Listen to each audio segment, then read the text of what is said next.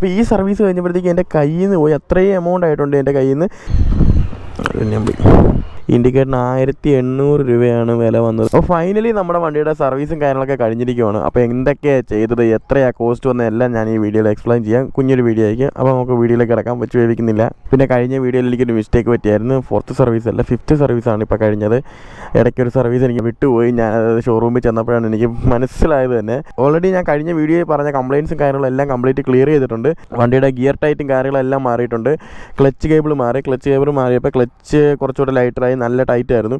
അതെനിക്ക് മാറിയപ്പോഴാണ് ഫീൽ ചെയ്തിട്ട് clutch tight ആയിരുന്നു തന്നെ. ക്ലച്ച് കേബിൾ മാറിയപ്പോൾ തന്നെ ഗിയർ ഓട്ടോമാറ്റിക്കലി ഗിയറിൻ്റെ ഭാഗം ക്ലിയറായി, ചെയിൻ്റെ ഭാഗം എല്ലാം ക്ലിയറായി. സ്പോക്കറ്റും കാര്യങ്ങളൊന്നും മാറേണ്ടി വന്നില്ല. 24 കിലോമീറ്റർ ആയിട്ടും എനിക്ക് സ്പോക്കറ്റും കാര്യങ്ങളൊന്നും മാറേണ്ടി വന്നിട്ടില്ല. ചെയിൻ ടൈറ്റ് ചെയ്ത് ലൂബ് ചെയ്തപ്പോൾ ആ കാര്യം സെറ്റായിട്ടുണ്ട്.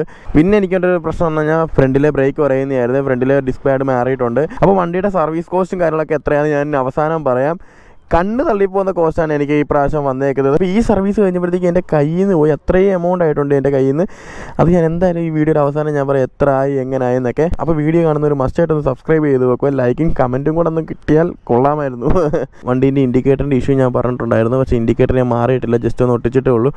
ഇൻഡിക്കേറ്ററിന് 1800 രൂപയാണ് വില വന്നത്. ഞാൻ ഓർത്തു 4 സെറ്റായിട്ട് മാറാമെന്ന് വിചാരിച്ചു, ആഫ്റ്റർ മാർക്കറ്റ് യൂസ് ചെയ്യാമെന്ന് വിചാരിച്ചു. ഒരെണ്ണത്തിന് തന്നെ 1800 രൂപ മുടക്കുന്നത് വലിയ മണ്ടത്തരമായിട്ടാണ് എനിക്ക് തോന്നുന്നത്. കാര്യം ഇതിന് ഇച്ചിരി കട്ടി കൂടുതൽ ടൈപ്പാണ്. അപ്പോൾ കാല് കൊള്ളുമ്പോൾ തന്നെ ഇത് ഒടിയാനുള്ള ചാൻസ് ഉണ്ട്. അപ്പം ആഫ്റ്റർ മാർക്കറ്റ് ഇച്ചിരി കട്ടി കുറഞ്ഞാൽ നൈസ് സാധനം ഏതെങ്കിലും സെറ്റ് ചെയ്യാന്നുള്ള വിചാരമാണ്. 4 എണ്ണമായിട്ട് ഒരുമിച്ച് മാറാമെന്ന് വിചാരിച്ചു. ഇത് മാത്രമായിട്ട് മാറിയാൽ പിന്നെയും ഇത് ഒടിഞ്ഞുകൊണ്ടിരിക്കും. കാര്യം എൻ്റെ രണ്ടാമത്തെയാണ് ഇത് പൊടിയുന്നത്. പിന്നെ മേജറായിട്ടൊരു മാറ്റം എന്താണെന്ന് വെച്ചാൽ ഞാൻ ടയർ ചേഞ്ച് ചെയ്തു. ഇപ്പോൾ ഞാൻ ഇട്ടേക്കുന്നത് അപ്പോളോ ആൽഫ H1 എന്ന് പറഞ്ഞ ടയറാണ്.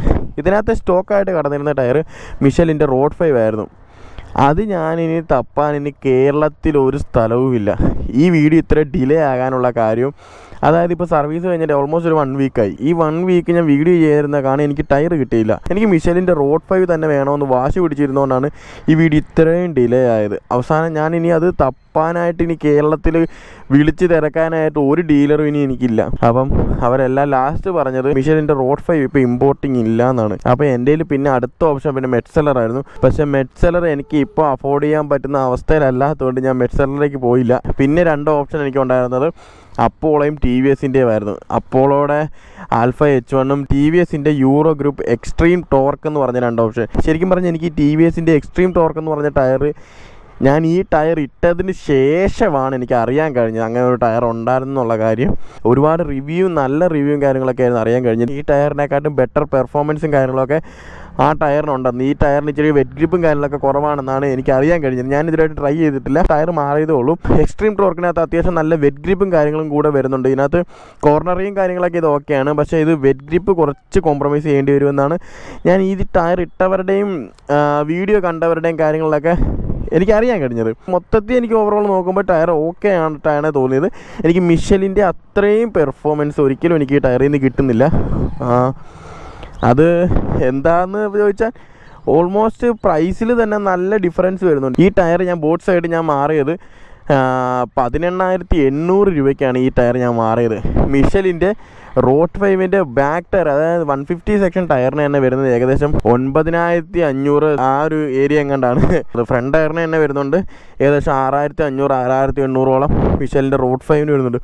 അപ്പോൾ അത്രയും ഡിഫറൻസ് ഈ പ്രൈസിൽ തന്നെ ഉള്ളപ്പോൾ നമുക്ക് മനസ്സിലാക്കാം ഈ ടയർ തമ്മിലുള്ള വ്യത്യാസം എന്താണ്. പിന്നെ ഇതൊരു ഇന്ത്യൻ ബ്രാൻഡാണ്, അതൊരു ഇൻ്റർനാഷണൽ ബ്രാൻഡാണ്. അതിൻ്റെ ഡിഫറൻസും കാര്യങ്ങളൊക്കെ 2 ടയറിനും കാണും. കാര്യം അതൊരു ട്രാക്ക് ഓറിയൻറ്റഡ് ആയിട്ടുള്ള ട്രാക്ക് സ്പെക്സ് ആയിട്ടുള്ള മോട്ടോ GPയിലേക്ക് യൂസ് ചെയ്യുന്ന ടയർ വരെ ഉണ്ടാക്കുന്ന ബ്രാൻഡാണ്. അപ്പോൾ അതിൻ്റേതായിട്ടുള്ള പ്രത്യേകത എന്തായാലും ആ ടയറിനുണ്ട്.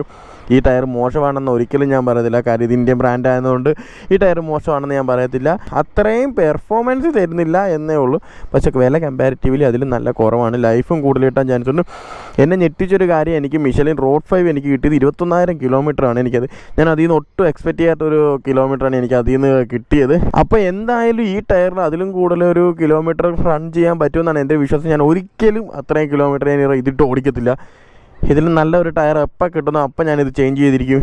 ഇത് എൻ്റെ കോൺഫിഡൻസിൻ്റെ പ്രശ്നമാണ്. ഒന്ന് ഞാൻ TVS യൂറോ ഗ്രൂപ്പിലേക്ക് ഞാൻ മാറും, അല്ലെങ്കിൽ ഫ്രണ്ട് ടയർ എങ്കിലും ഞാൻ മെഡ്സെലറിലേക്ക് ഞാൻ മാറാൻ ചാൻസ് ഉണ്ട്. അതിൻ്റെ വീഡിയോ ഒക്കെ ഞാൻ വഴിയിടാം. അപ്പം പിന്നെ വേറെ കാര്യങ്ങളൊന്നുമില്ല. വണ്ടി ഓൾമോസ്റ്റ് ഓക്കെ ആയ കണ്ടീഷനായിരുന്നു. ചെറിയ മാറ്റങ്ങൾ അവിടെ ഇവിടെയൊക്കെ ഉണ്ടെങ്കിലേ ഉള്ളൂ.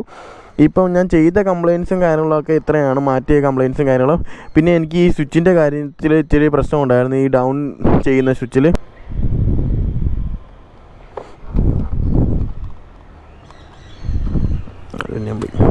ഇത്രയും കാര്യങ്ങളാണ് ഞാനിപ്പോൾ മാറിയത്. ഓയിൽ ഞാൻ ചേഞ്ച് ചെയ്തിട്ടില്ല. ഞാൻ 4000 കിലോമീറ്റർ ആയിട്ടുള്ള ഓയിൽ ചേഞ്ച് ചെയ്തിട്ട്, അതുകൊണ്ട് എനിക്ക് ഓയിൽ ചേഞ്ച് ചെയ്യേണ്ട കാര്യം വന്നിട്ടില്ല. കൂളൻ്റ് ചേഞ്ച് ചെയ്തു, ക്ലച്ച് കേബിൾ ചേഞ്ച് ചെയ്തു, ബ്രേക്ക് പാഡ് ഞാൻ ചേഞ്ച് ചെയ്തു. ഇത്രയാണ് ഞാൻ ചേഞ്ച് ചെയ്തേക്കുന്നത്. വേറെ ഇതിനകത്ത് കംപ്ലയിൻസോ കാര്യങ്ങളോ ഒന്നും എനിക്ക് വന്നിട്ടില്ല. ഞാൻ എന്തായാലും ബില്ല് എമൗണ്ട് ഞാൻ കാണിച്ചു തരാം. എനിക്ക് 2 ടയർ, അതായത് അപ്പോളോ ആൽഫ H1 150 സെക്ഷനും 110 സെക്ഷൻ ടയർ മാറിയപ്പോൾ എനിക്ക് ഏകദേശം 10,800 രൂപയാണ് ആയത്. എനിക്ക് ടോട്ടൽ സർവീസ് ആയത് 4,441 രൂപയാണ് ടോട്ടൽ സർവീസ് ആയത്. ഈ 4,441 ശരിക്കും പെയ്ഡ് സർവീസ് ചാർജ് ആഡ് ആകാത്ത പൈസയാണ്. അതിന് ഞാൻ കാര്യം AMC എന്ന് പറഞ്ഞൊരു പാക്കേജ് എടുത്ത്, അതായത് 2 സർവീസിന് വേണ്ടിയുള്ള ഒരു പാക്കേജ് ഞാൻ എടുത്തിട്ടുണ്ടായിരുന്നു. പെയ്ഡ് സർവീസിൻ്റെ 1,551, ഒരു സർവീസിന് ഏകദേശം 1,200 സംതിങ് ആണ് ഒരു പെയ്ഡ് സർവീസിനാകുന്ന ചാർജ്. ശരിക്കും 1,500 രൂപയ്ക്ക് 2 പെയ്ഡ് സർവീസ് ചെയ്യാമെന്നുള്ളതുകൊണ്ട് തന്നെയാണ് ഞാൻ ഈ AMC എന്ന പാക്കേജ് എടുത്തത്. അപ്പോൾ എനിക്കിനി ഒരു സർവീസും കൂടെ ഈ പാക്കേജിൽ ആടാവും. അതുമാത്രമല്ല, നമ്മൾ അവിടുന്ന് പാർട്സ് ഒക്കെ ചേഞ്ച് ചെയ്യുവാണെങ്കിൽ തന്നെ നമുക്കൊരു 5% ഡിസ്കൗണ്ടും കാര്യങ്ങളൊക്കെ ഈ AMC എന്ന് പറഞ്ഞ പാക്കേജിൽ വരുന്നതാണ്. അപ്പോൾ എനിക്ക് ടോട്ടലായത്, ഒരു മിനിറ്റ് ഞാൻ ഒന്ന് കൂട്ടട്ടെ. അപ്പോൾ എനിക്ക് ടോട്ടലായത് 16,792 രൂപയാണ് എനിക്ക് ഈ സർവീസിൽ ടോട്ടലായ ഒരു എമൗണ്ട്.